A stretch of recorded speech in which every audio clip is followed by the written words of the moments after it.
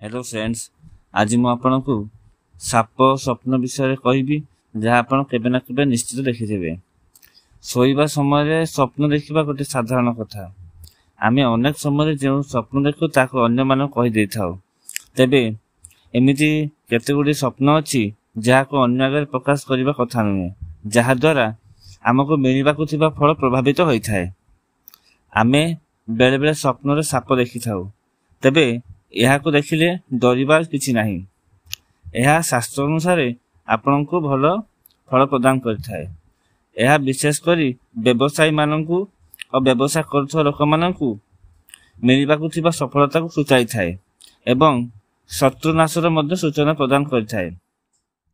तेबे यहाको अन्य आगे प्रकाश करबा कथा ठीक नुहे। जदि आपण कलानाग सापर स्वप्न देखि थांती तेबे यह आपणकर किंबा आपणक परिवारर सुख समृद्धि वृद्धि एवं नूतन संतान प्राप्ति सूचाई थाए। आपण माने समुद्र शास्त्र रे मनीष देखुथिबा स्वप्न विषय पूर्ण व्याख्या करा जायछि। फ्रेंड्स, आपण मान जदि एमिति वीडियो देखिबाकू चाहथांती तेबे चैनल को सब्सक्राइब कर देबे। धन्यवाद।